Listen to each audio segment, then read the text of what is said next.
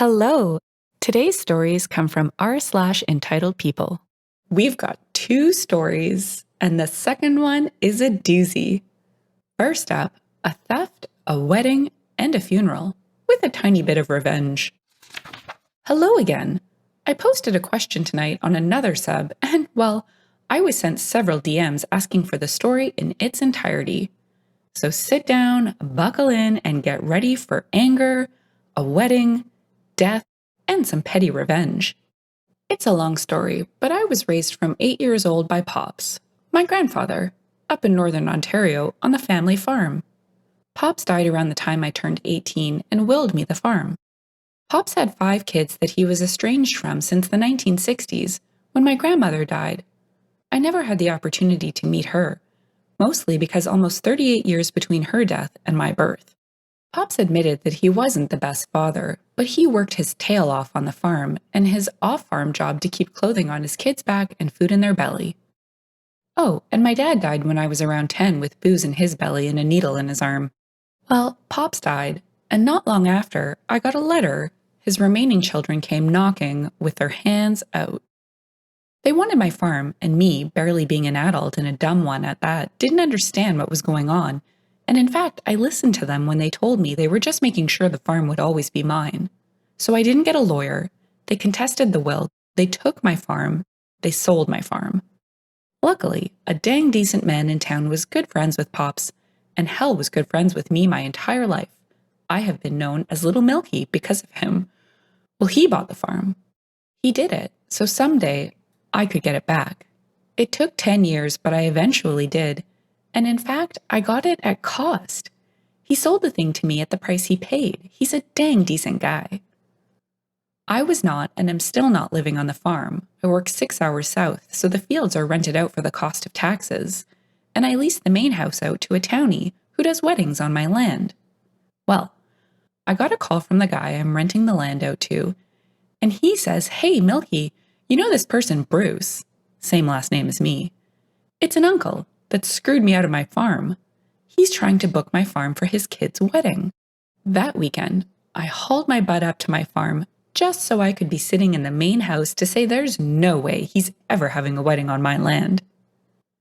The exact conversation was him screaming that his children have the right to enjoy his family home, that I am selfish denying blood like this. The shock in his eyes that the family farm was mine was so tasty, and you guessed it, they didn't get their wedding on my land. That's one small bit of petty revenge. Now the other one. So on my land is the family graveyard. My great-grandfather is there, Pops is there, my grandmother, my dad, a bunch of other family is there. One of the townies gave me a call saying someone is trying to rent an excavator to dig a plot on my land. You guessed it. Bruce died the same Bruce that took my farm with his siblings, and they all assumed that they get a free grave plot because I own the place.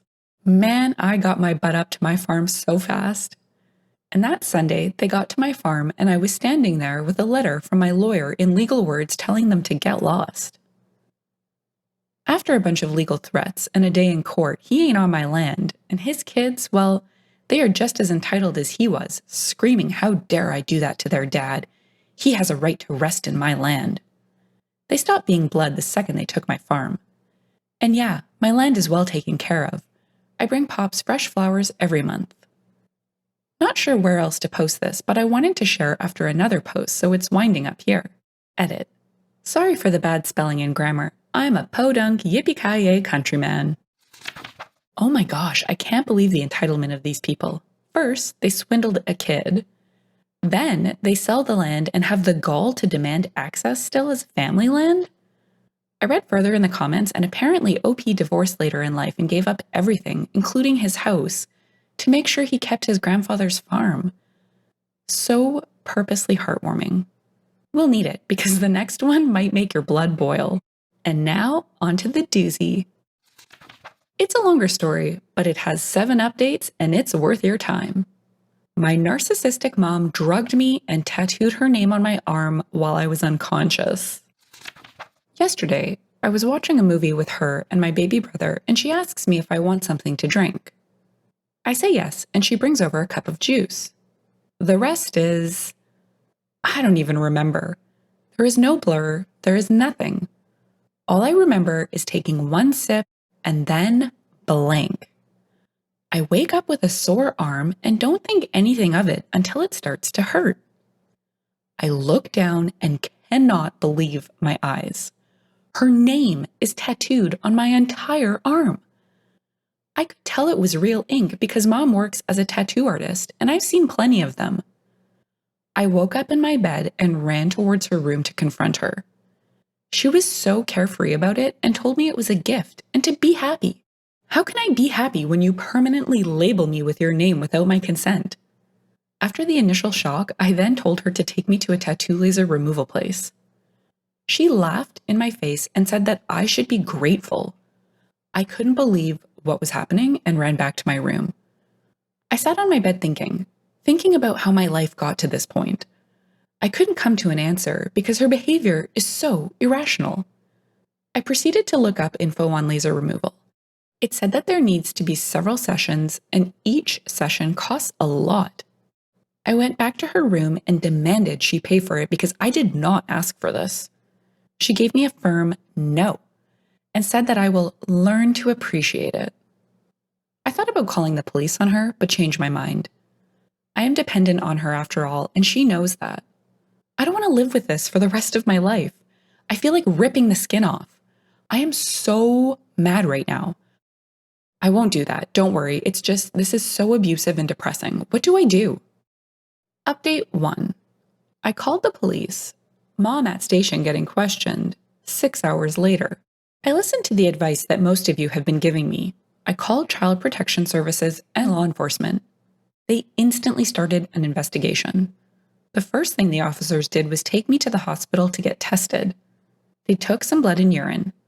They also brought Mom in for questioning. My mom kept telling them that this whole thing is a misunderstanding and they are wasting time. I think she called a lawyer and stopped talking to the cops.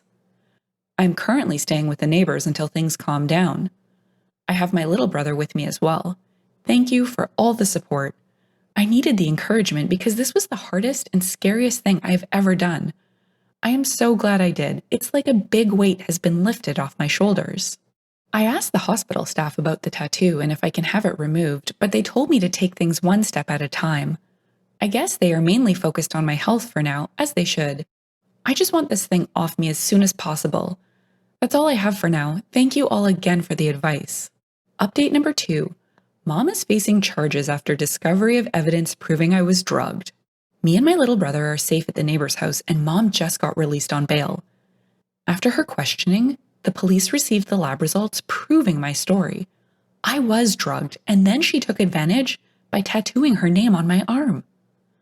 An officer came by and told us that Mom has been warned to stay away from us for the time being, until her court date.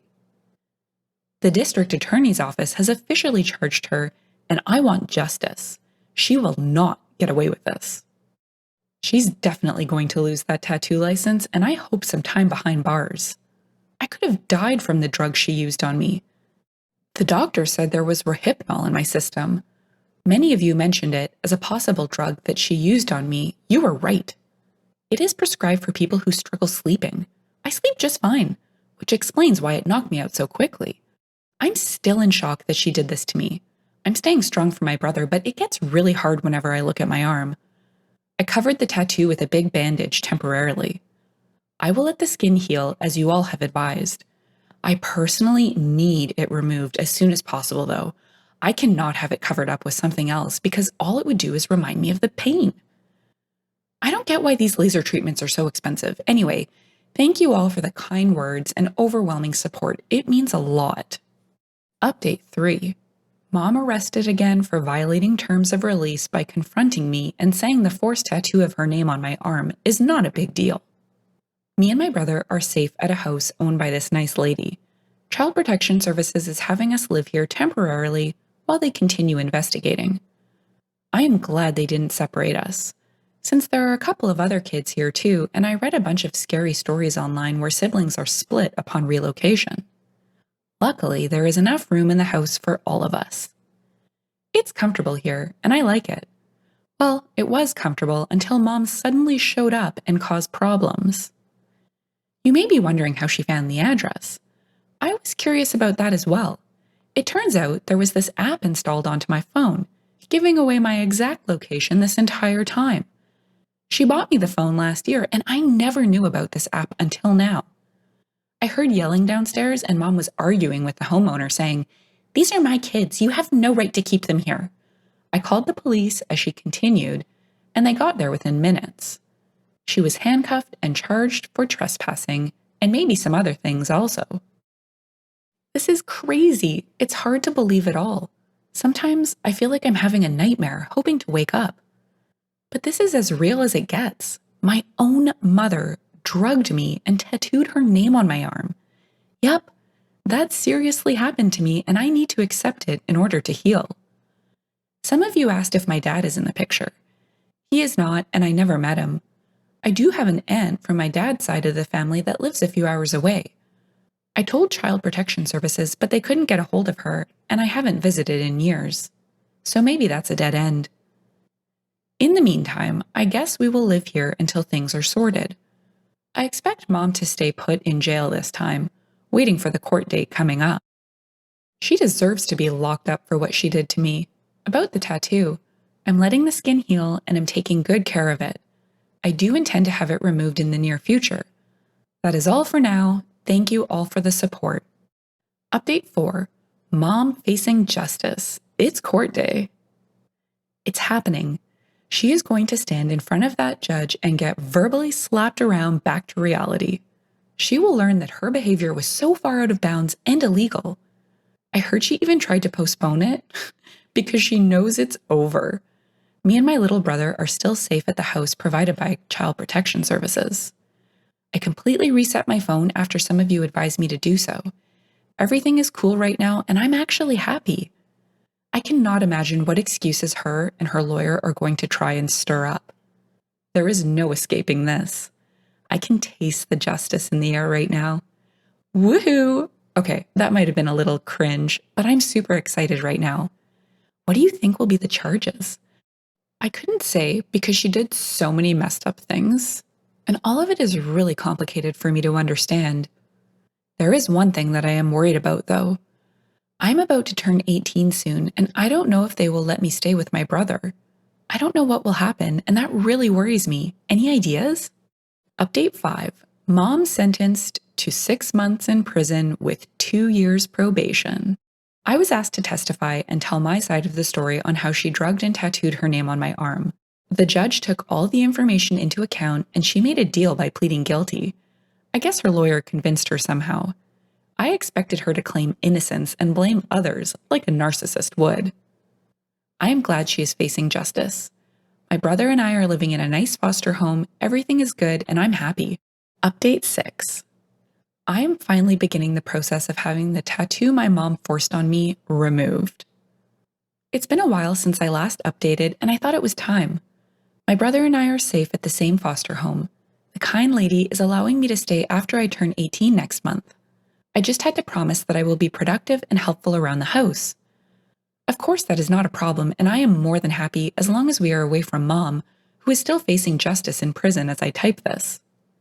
Yesterday, I visited the laser treatment clinic and made an appointment for next week. This will be the first session of, I forget how many, but a lot. I kept the tattoo and skin healthy over the past few months. Many of you have provided great advice, and I appreciate it. It will be a long process, and I'll figure it out along the way. Thank you for all the love and support. Update 7. Mom sent me an email from prison. Mom has been in prison for a few months now for drugging me and tattooing her name on my arm, and I haven't been contacted by her until today. I forgot to create a new email after all that has happened lately. Of course, she began the letter by talking about herself and how terrible it is in prison. She then said that I am cold-hearted for not visiting or calling. I sat there staring at the screen, shocked at how oblivious she is of her actions, even after facing punishment behind bars. The letter continued with her mentioning how the tattoo was an act of love and that I shouldn't remove it. Well, too late for that because I already began laser removal treatments. It's going to take a while as it is a long and expensive process. Mom concluded by asking for my forgiveness. No way. There is a 0% chance I am forgiving her for permanently damaging our family. My little brother and I are all we have left. She is no longer in the picture, and we will survive and thrive without her. I have to admit that I am feeling more and more anxious as her release date approaches in about 3 months. Don't worry, she doesn't know the address of the foster home we are staying at, but I just don't know what she'll try to do once she's free. Wow. What did I just read? That's entitlement taken to the level of pathology. I was a little hesitant picking this story because it went so far, but at the same time, I really liked it. OP showed a huge amount of resilience, and it all goes to show that nobody has a perfect upbringing, and some get dealt a horrible hand. You can't pick your family, but for many people, despite the bad parts, stories like these almost make you feel you had a relatively normal childhood, and should be thankful for the positive elements at least. Thankful that the wheels of justice turned so quickly for OP and his brother. If you've enjoyed the story and would like to hear more, consider liking, subscribing, and leaving a comment. Thanks, and bye for now.